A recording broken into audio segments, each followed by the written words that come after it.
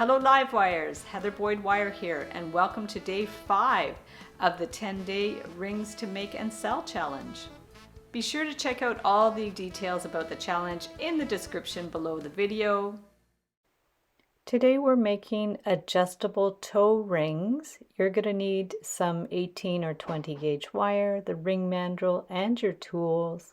So we're going to start with a piece of 8 to 10 inches of 20 gauge wire, and we're just going to bend it with the round pliers and then measure about 1.5 inches, could be up to 2 inches depending on the size of your toe, and we're just going to bend it back and forth with the round pliers. So we're just going to make sure those are parallel. Same amount of wire going at each side, and then take a pen or a round form and we're just going to wind it around to make a spiral. This is my preferred way to make spirals, on a cone or the end of a pen. So just hold it firmly in the center and wind it around a few times. And then we're going to remove it from the pen, and then I'm going to get the round pliers just to close the little loop at the top of the spiral. So just close up that loop. And then we can do the same on the other side, just with the round pliers. And then we're going to clip the ends. So just use our flush cutters to clip the end flush. These are the Xuron flush cutters.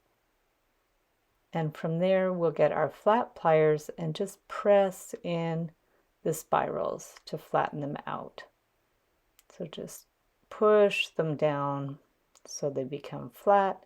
You can start it with the pliers and then you can go in with your fingers if it's easier to push down the spirals. So just press it right down and then flip it around and do the same on the other side. So we just want to flatten those out. Takes a little bit of wiggling. And I'm going to use my round pliers just to even out the distance between the wires and the spiral. Adjust it as you need. And then push it right down. Make sure it's adjusted so it's flat and even. Works well with the flat pliers just to do those little last minute adjustments. Make sure it's flat and straight. You could even flatten this and then curve it around the mandrel after. We're just going to put it on the round form at the smallest size and bend those ends around. This one's quite small. You could make the length a little more than 1.5 inches if you have bigger toes. And then we need to curve out these ends a little bit more. So just get your round pliers to curve out those ends. It will just hug onto your toe, or you can wear it on your finger if you prefer. So just keep curving it around until it's a nice round shape. You can put it back on a round form. You can use a marker if you like, if you don't have a ring mandrel. Squeeze it in, or you can hammer it on the mandrel. And then we're just going to slide it onto the toe. Just push it down, adjust it as you need. And there is our funky adjustable toe ring.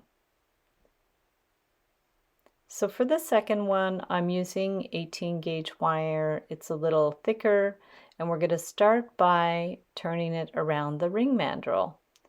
So we're just going to push it right around. And then remove it, tighten it up if you need it. It does spring back a little bit. You can always go one size smaller than what you need.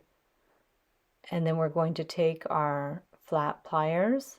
These are the tweezer nose pliers from Xuron. They get into nice small spaces. They work well for this design. So we're going to just bend the ends straight out, push it with your thumb to make the bend a little sharper. That's our starting point. And you can make the angles a little more pronounced. Do the same on the other side.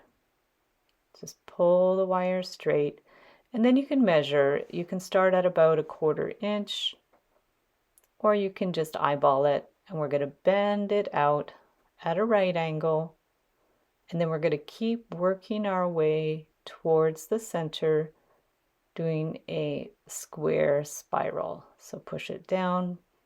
Make sure you push the wire with your finger or your thumb to make it nice and sharp. You hold it with your pliers and push with your fingers. So there we go. We're just going to go around and around, working towards the middle so that each wire sits inside the other wire, and keep going with it using the end of the tweezer nose pliers so you can reach inside those little nooks and crannies.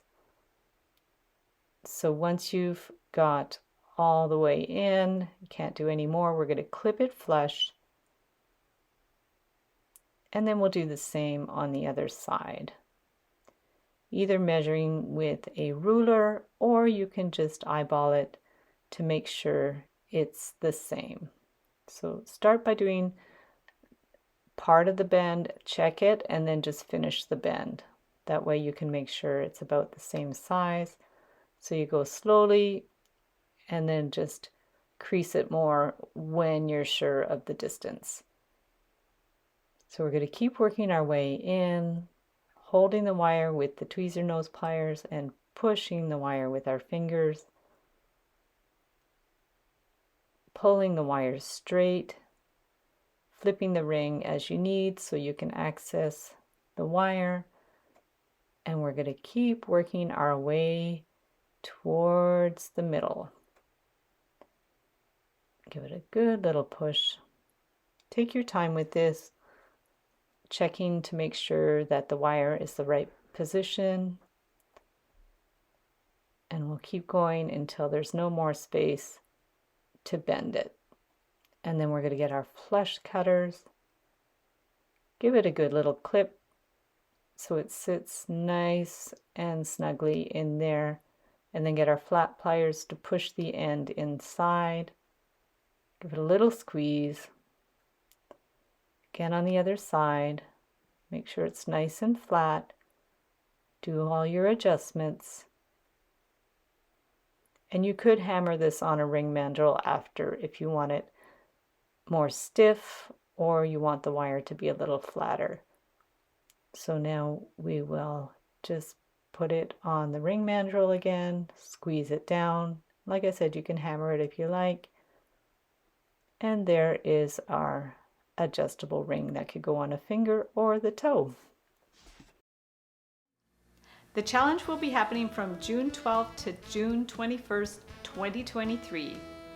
Be sure to join my private Facebook group to share photos of your creations from the 10-day challenge. Participants that complete all 10 challenges will be eligible to win great prizes, including wire from Beadalon, this amazing stepped ring mandrel, and custom wire jewelry from my Etsy shop. If you don't have Facebook, you can email me photos of all 10 rings at the end of the challenge to be eligible to win these great prizes. The Facebook group will be open for a limited time during the challenge and will be reopened at future dates for future challenges. Please note this is a private Facebook group, so anything that you post in the group will not appear on your regular timeline. Be sure to check out all the details about the challenge in the description below the video. Have fun with the challenges, and I can't wait to see what you guys create. Thanks for watching, and we'll see you the next time.